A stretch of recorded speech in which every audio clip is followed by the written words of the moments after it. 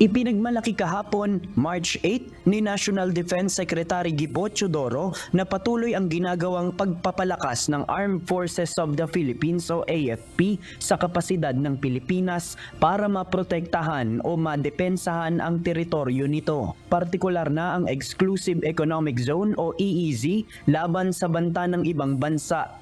Ginawa nito ang pahayag matapos manawagan si Chinese President Xi Jinping nitong Huwebes sa kanyang annual parliament meeting kasama ang mga delegado ng People's Liberation Army at kanilang armed police force na maghanda para sa mga inaasahang gulo sa karagatan na kahaharapin ng China military. Dahil dito, tiniyak ni Secretary Teodoro na ginagawa naman ng AFP ang lahat para mapaigting ang mga paghahanda ng Pilipinas para sa sino mang magtatangkang gipitin ang karapatan ng mga Pilipino sa loob ng teritoryo ng bansa. Anya, ipinapatupad na ng hukbong sandatahan ang bagong Comprehensive Archipelagic Defense Concept o CADC. Nauna nang sinabi ni Teodoro na ang naturang defense concept ay nakatakdang magpahintulot sa militar na protektahan at tiyakin na malaya at mapayapang makapagsasagawa ng exploration at makagagamit sa mga likas na yaman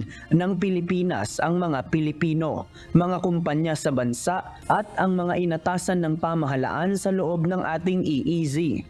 Masisiguro rin dito ang karapatan ng mga Pilipino sa mga lugar na mayroon tayong jurisdiksyon. Sa pamamagitan din ng CADC, mabibigyan ng pahintulot ang bansa na maglagay ng military presence sa mga lugar na kailangang maprotektahan o mapreserba na naaayon sa ating konstitusyon. Sa isang pahayag, sinabi ng kalihim na palalakasin ng naturang konsepto ang kabuuang teritoryo ng Pilipinas para patuloy na makinabang ang mga mamamayan at ang susunod na henerasyon. Sa pamamagitan din anya nito, hindi nakakailanganin pa ng militar na maghihintay pa sa mga ilalabas na direktiba para kumilos sa oras na gipitin ng ibang bansa. Maaari na umanong gamitin ng mga commander at unit ng AFP ang CADC sa abot ng kanilang makakaya. Matatandaan na nitong March 5, dalawang barkong pandigma ng China Coast Guard ang nagbomba ng water cannon sa isang Filipino vessel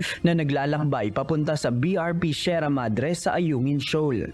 4 na tauhan ng Philippine Navy ang nasugatan dahil sa nangyaring tensyon sa pagitan ng dalawang panig. Nakikipaglaban ang Pilipinas at China sa isang territorial dispute sa South China Sea, kung saan karamihan ay inangkin ng Beijing.